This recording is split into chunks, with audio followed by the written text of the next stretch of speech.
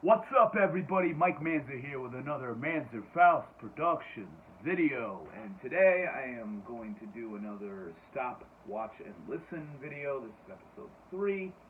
And kind of speaks for itself if you haven't seen one of these before. I basically come on here and talk about some recent watches and a lot of music I've been jamming out recently. So I'm going to when it gets to the music part, I'm going to talk about some records I'm going to talk about later on in the month during my favorites of the year 2023 so far. But, I'll give you a little bit of a rundown on a few that I've been jamming out a lot lately that I picked up at Red Squirrel recently.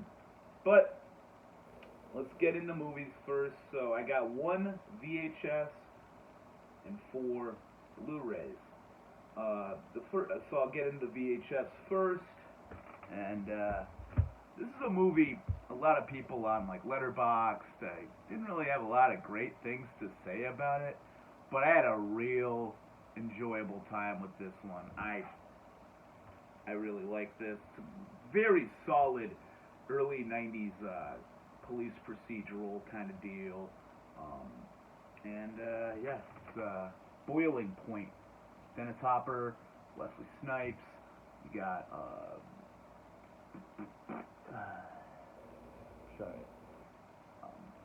I have his Viggo Mortensen early role, and I actually had a real good time with it. So Dennis Hopper plays a con artist who is recently released from prison and hooks up with a younger,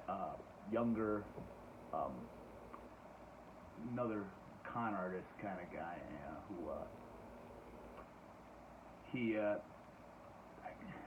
so the beginning was a little bit fuzzy for me, but he has killed the partner of Wesley Snipes' character, and now Wesley Snipes is after them to find out what happened and to take revenge. Just really solid. The mystery is really good. Not really mystery, but you know what I mean. Like the pursuit of Wesley Snipes going after Dennis Hopper, Viggo Mortensen's characters is fantastic. I really do like early '90s Wesley Snipes. I know he's kind of a shit heel in today's eyes, now that we know a lot about the way that he would treat people on set and just being an all-around asshole from what I've been hearing. But I had a really good fucking time with this movie. Just solid cop procedural. They were really good at the beginning of the '90s, and this definitely fits in with that. Not a lot to say about it, but I really had a good time. And if you love a good Dennis Hopper performance, it's very, very well done in this. So, awesome. Boiling Point. Alright, so, getting into Vinegar Syndrome. I got 4 Blu-ray. 2 of them are newer. Actually, I think only one of them is newer, and the rest are ones that I haven't dove into in their back catalog yet. So I'm going to start with the newest one, and I fucking had a blast with this. A lot more than I even anticipated, because, just a background, I'm not the biggest Gialli guy.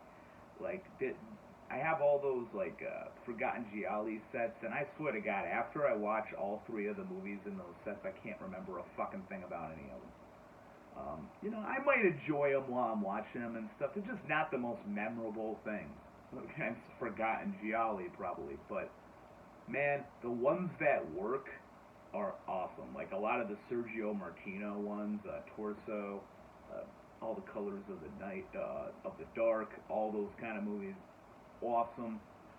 Obviously, Argento is really great at them. The early Fulcis, like The Psychic and Don't Torture a Duckling, fit in very well, even though they're kind of different plays on the Gialli format.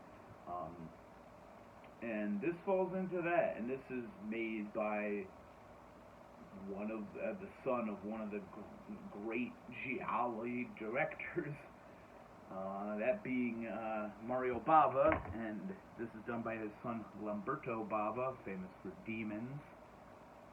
That is A Blade in the Dark, and shockingly, I had never seen A Blade in the Dark, and this is one of my favorite giallos I've ever seen in my life. This is so fucking cool. I love the kind of meta aspect to the whole thing. It's all about this like horror, this giallo being made. It focuses on our main character, Bruno, who is been hired to compose a score for this upcoming giallo film, and the director is basing it on these actual murders that had taken place, and you just unravel all these different kind of things, and as he's creating the soundtrack in this kind of not really a mansion, but a very nice kind of like, you know, high-end penthouse kind of situation in the middle of nowhere. He starts to come across some colorful characters, and people start getting killed, and he's not sure what's reality and what's fiction. And what I really love about this film is just the way it uses the meta context of this giallo film being made. There's not a lot of giallo films that I've seen that have a meta context to them, and I really enjoy that about this movie. I think it's a very cool angle to go into.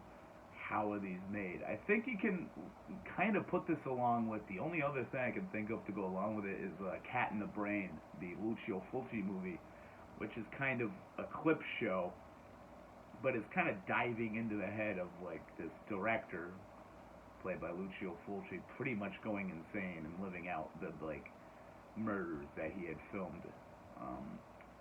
And I feel like this kind of falls into that kind of category of like kind of film within a film, meta kind of giallo. And it was just, this is just fantastic.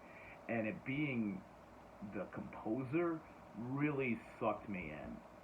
It's incredible seeing the kind of mental wear that it makes on, and that it takes on the composer, the main character Bruno in this film.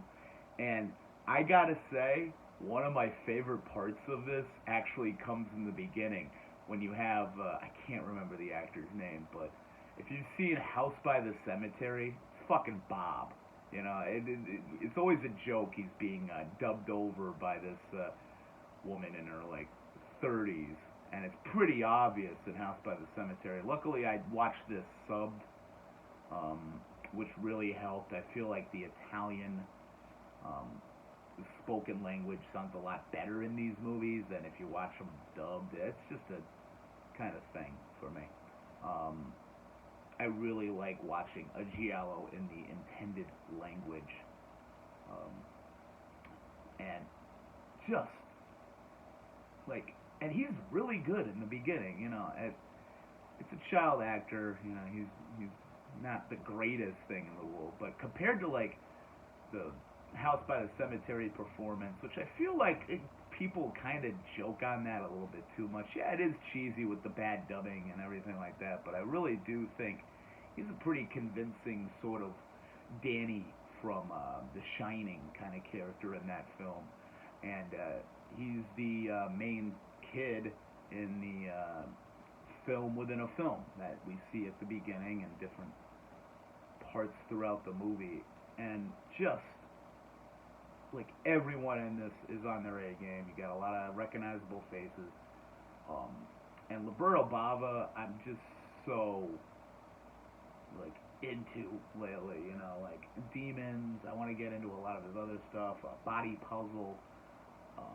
I watched one the other day. I can't remember what the name of it was, but it was really good. I find some of his stuff on YouTube in pretty good quality, so I've been checking out more of his stuff. But this is fucking awesome.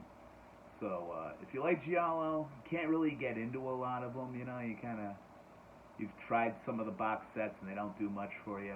Definitely check out A Blade in the Dark. This is awesome. Awesome giallo. Really highly recommended. Okay. Next up, this is a really early Vinegar Syndrome, and I just saw it recently. I got a copy of this during the recent sort of partner label sale that they were doing at the Archive for the week, the last week of June. I went on Friday and went back to what they've been doing called the Floater Bin. Now, the Floater Bin is a ton of movies. When they get them in through shipping, the disc becomes unlodged in the packaging. And, you know, they're still sealed, the discs are all in there and everything like that, but they'll give it to you for a cheaper cost. And I guess they have thousands of these things in the back, and they're usually $10, but during the sale they were 30% off, so you got them for $7, and I ended up getting a ton. And I'm going to talk about two of the best ones to come out of that. And like I said, this is a very early one, and but I had a real good time. I'm going to cover that up just in case. And it's Massage Parlor Murders. This is a 70s kind of a very sleazy cop film mixed with serial killer kind of slasher, an early slasher. I believe this is 74. Yeah. So, and I mean, I had a fucking hell of a time with this. There's not much to the story. Basically, you get a guy that's been going to this different massage parlors throughout New York City and offing the workers there, and we get a couple of cops going after this serial killer, finding out all the clues and everything like that. Very simple premise, very simple kind of film. You just get a lot of scenes of I feel like they play it off very well too, where the killer will go into one of the massage parlors. It'll be all in POV, first person, so you never know who it is. You never hear anybody speak. They all just nod at each other and make the transaction, and he brings one of the girls in the back. And ends up offing them, like, he wears, like, rubber gloves and all this other kind of stuff, just, like, the most meticulous, like, brutal ways you can kill these sex workers. And it's a vicious movie. It's definitely high up there in the sleaze factor for 1974. It's not quite hardcore, it's more on the softcore kind of elements, which I feel helps the film. It doesn't take too much away from being way over sleazy. I feel like the amount of sleaze in this works very well, and the violence is definitely like some intense shit for the early 70s. I feel like it really just packs a punch. The cops are very enjoyable to kind of follow around. They're kind of the main cop. His relationship with his wife is falling apart. We kind of see a bit of that. Just very sleazy, very mean-spirited, but very well done. It would fit very well in that early 70s grindhouse exploitation circuit, for sure. So yeah, if you haven't seen it, you want some real sleazy 70s shit, Massage Parlor Murders should do the trick. And it is, they have had a 4K upgrade of it recently, but I'm not, I'm, I'm not that big on it. I feel like, just a kind of side rant, I feel like unless it's purely in 4K, like, if I have an older copy of it, I'm fine with that. And it looks fantastic already. I don't need a 4K upgrade everything. I don't even know if there's any, like, new features on it. So, I'm fine with that copy. I'm happy to have it. And, yeah, definitely one I like to revisit. Really good flick. Next up is another early one. This is VS100, and they have a history of releasing a lot of great Trauma titles, and this is one of the most fucking Trauma titles I've seen on their list. And hell yeah, I'm all here for it. It's sleazy, it's disgusting, it's just vile in all fronts. And that's Luther the Geek. So Luther the Geek is this, like, insane film about a man who spends 25 years in a in prison asylum, I think, and he's released because I guess it's prison, because he's released for being, like, for good behavior. He's seen as like a model prisoner, and he has these metal teeth that shows him sharpening up before he leaves the prison, and it shows him go to a supermarket and murder a elderly woman that he finds on a park bench. It starts off, he's in the supermarket, just like eating raw eggs, and gets like kind of like intimidating towards the staff there, and he leaves, and then tears out the throat, bites and tears out the throat of elderly woman on a bench outside. Big crowd gathers around and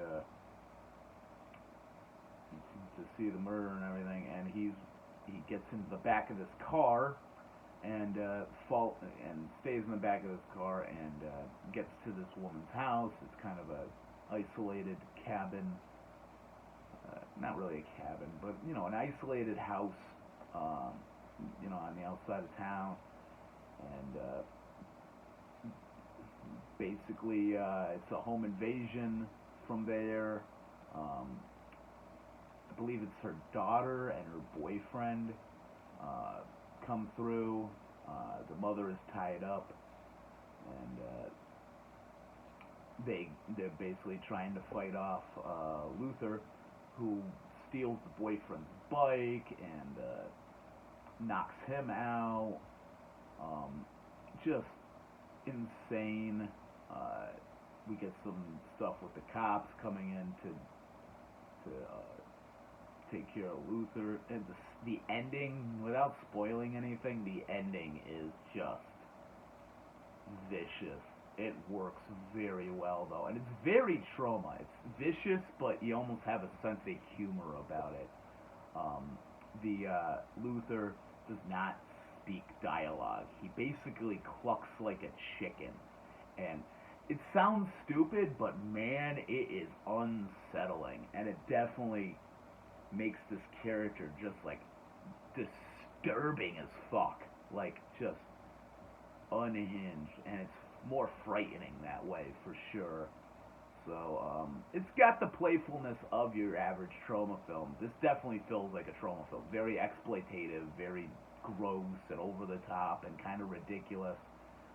But it does have its darkness. It does have its suspense. It does have its like good character. So yeah, Luther the Geek, excellent. If you love Trauma, this is definitely one, should be at the top of your list. Yeah, Luther Geek. And the last one I'm going to talk about, and I remember when this came out, it was kind of a big deal. And I knew the reputation of it through this release, and the kind of talk that was happening about it, and people would talk about this film like it will tear you apart. It's very real emotion. Unlike a lot of the films that Vinegar Syndrome releases, where it's just like a very violent kind of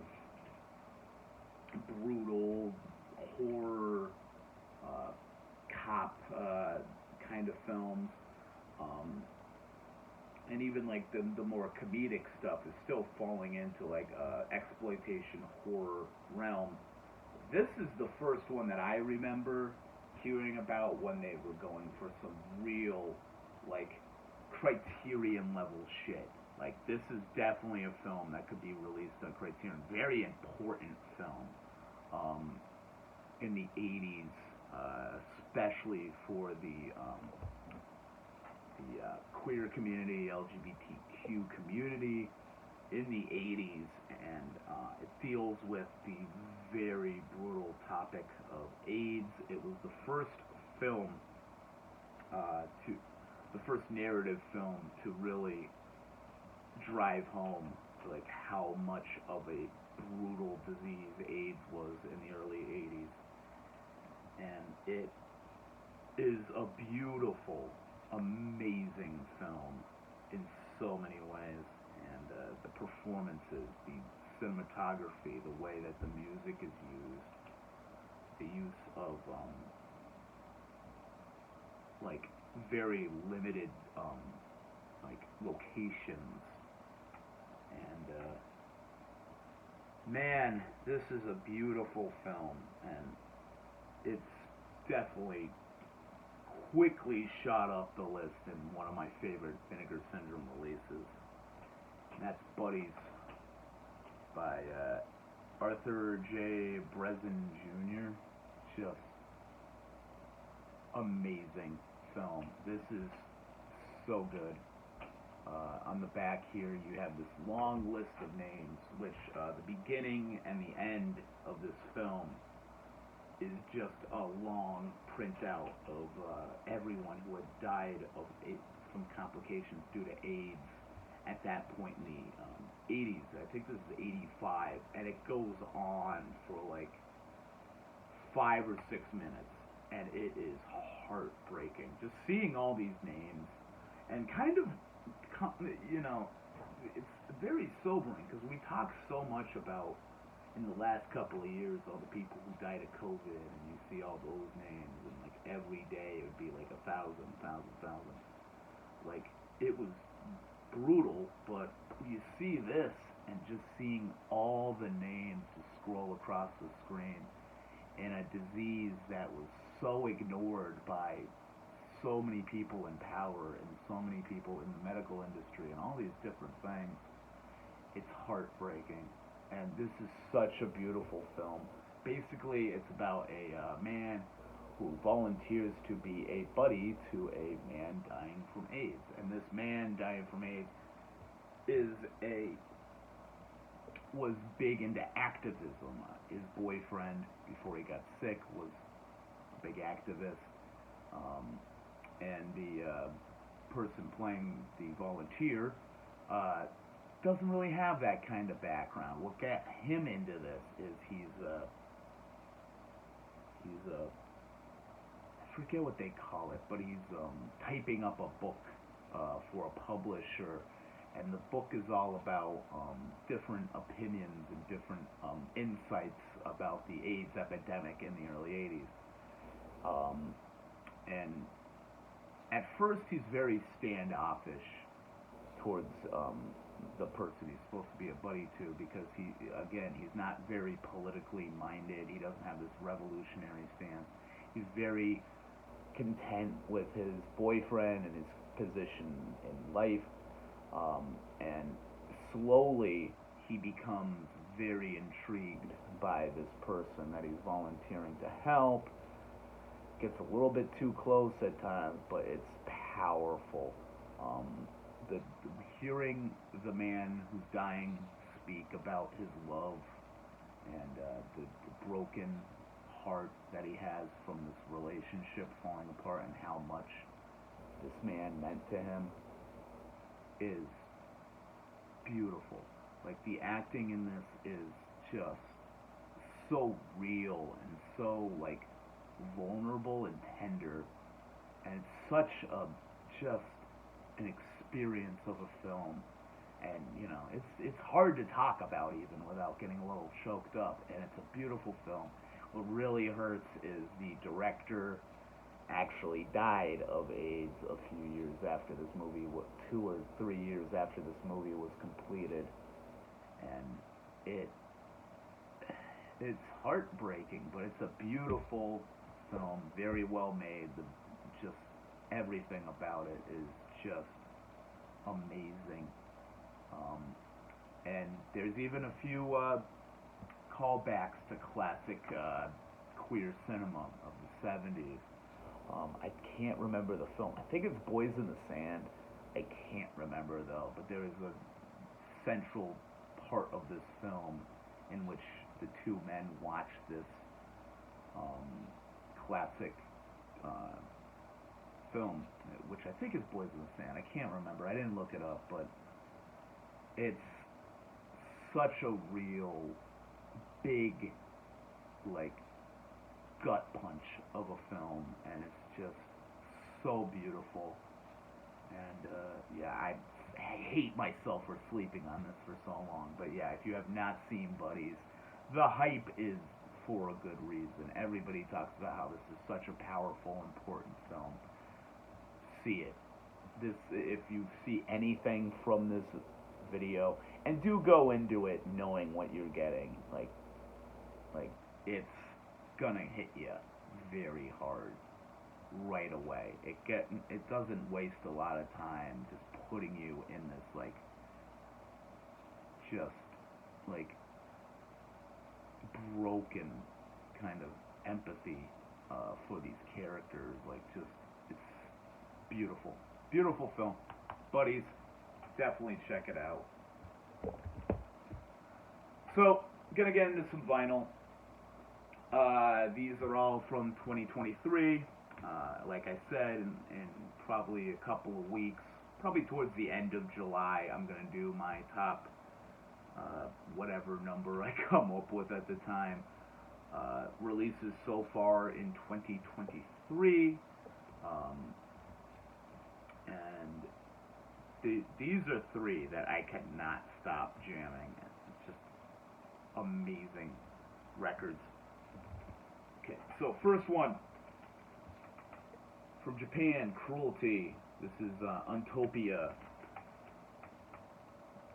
I believe it's on Profound Lore. And this is one of the best fucking, like, metalcore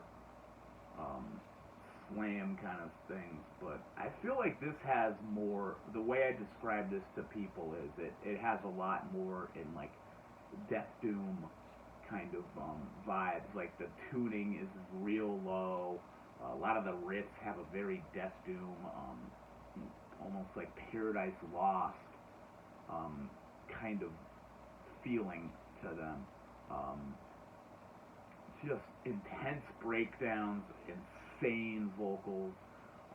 You got some samples throughout which are just, like, fucking visceral. This is an album, when it first dropped, I was just playing this on a loop for days, just listening to it over and over and over again. I love Unknown Nightmare, Burn the System, Maze of Suffering. The last song, Untopia, fucking kills. It has this kind of Acacia Strain kind of thing. Acacia Strain used to do this thing. Forget this song and what album it was on, but they had this song that would go into heavier and heavier breakdowns as it went along. So, like, when it gets to that final breakdown, it's just the most insanely brutal thing. It just smacks you. And this one, there's like 3 in a row, and they get more and more intense. It's just visceral. This is, like, insanely good.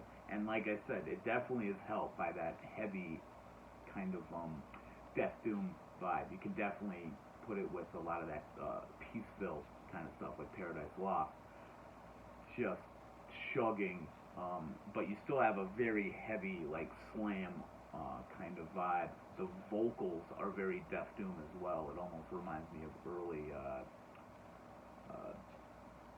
My Dying Bride and stuff like that. Very guttural, very, like, emotive, but at the same time, very, like, you can hear it over, like, a great slam riff. Just insane release. If you haven't checked out Kruelty yet, definitely pick this up. This is just insanely good. If you like intense hardcore slam kind of stuff, and if you like Death Doom, definitely look into this, because there's some great riffs.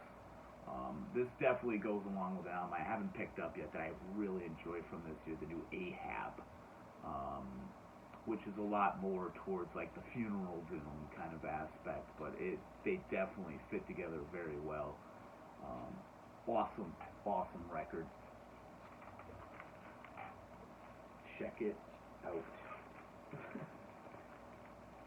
Next up, a label that has been utterly killing it in 2023, and they never disappoint, but this year, man, that new Wound Man, tore my fucking head off. And just like that, coming out on Iron Lung Records, this band, who I was not familiar with until getting into this. I believe they're newer. I think they had a 7-inch before this, but oh my god, this is such a just relentless experience of a record. That's Brain Tourniquet, an expression of pain. Like I said, out on Iron Lung Records, just visceral, fast, power violence, good sludge parts. The title track is a side long. I think it's 10 and a half, 11 minutes long. And it's just visceral. It's just insanely heavy. Other than that, you got a Suicide Gown, really great opening track, just insane blasts on that. Desensitized by Bloodshed, Depths of Human Suffering are boundless. Mental Tomb and Exit Life, just stacked with insane blasting anger and venom on this record. Just agonizingly heavy. I love it. This is definitely one of my power violence releases of the year. Another one that I'd bring up, like the Wound Man record, is the Endorphins Lost record is extremely good as well. Night People, I've talked about that in a prior video. And yeah, check out this new Brain Tourniquet if you like power violence, because this is some solid shit. And last, for this video, this is a band I talked about one of their older titles in another video on my Red Scroll haul from a couple of weeks ago, and this is another one that I picked up during that haul, and I wanted to save it for this video, but I talked about another one of their albums, that being from the 90s, the album Busse Woods. I still can't figure out how to say it. But yeah, Acid King, Beyond Vision, this is their new album out on Blues Funeral. Not familiar with that label, but this is solid. The one thing that kind of puts me off, though, this is kind of a nitpick, is that new logo. Not as big on that. I'm more into the older, kind of psychedelic, smoky lettering that they used to use on the classic albums. It makes you almost feel like this is going to be like a Mastodon kind of record with that font, more of like a prog. But this is just a continuation of what made all those 90s records amazing. Like, they haven't missed a beat. This will go directly following those records, and you wouldn't feel like there was whatever 20, 15 year gap in between them, and just gorgeous melodies, like just so expansive. There's only 3 songs on here that have lyrics, and the rest are just these amazing otherworldly soundscapes.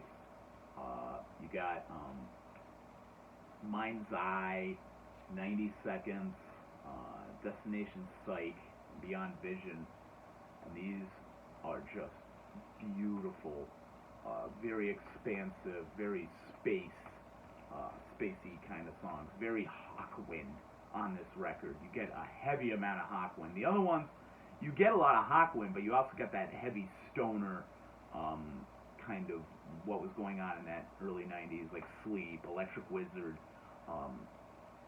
even some like Fu Manchu, Nebula, Caius, all that kind of stuff. But this one, they really go heavy on the spacey kind of vibes, like Hawkwind, even some elements of the newer, more space rock oriented Sleep stuff, like what they did on the Sciences. I like this a lot more than the Sciences, though. This is just a gorgeous record, recorded very heavy. The bass is perfect on it, just the levels and everything, how it comes through.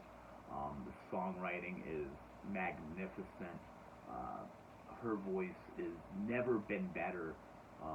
Just amazing experience, really great. If I still got high, this would be the one that I would spark up for sure and have a real good time. But I still enjoy it. It's definitely up towards the top of my list. Another one that I've just been playing to death. I cannot stop jamming this record. It's amazing.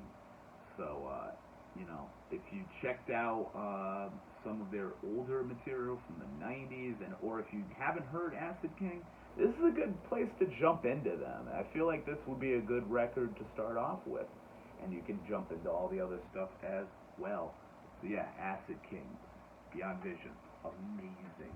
And to end it, you got a very nice, clear, kind of ocean blue, a little bit of turquoise in there. Very, very nice color vinyl.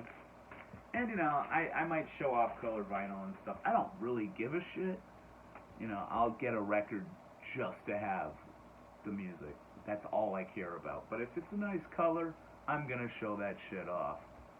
And yeah, and that's about it. So yeah, if you got any thing you want to say about the movies and records I talked about in this, got any recommendations for some cool stuff you've seen or listened to recently, those records you can't get enough of, and those movies that were just amazing that you feel like not a lot of people may know about. I talked about some popular films, sure, a lot of people know about them, but yeah, drop some recommendations down in the comments. And like and subscribe while you're at it. I'm real close to 100 subscribers, and around the time I hit 100, I'm gonna do my first live stream. It might be my only live stream, but that'll be my way of celebrating.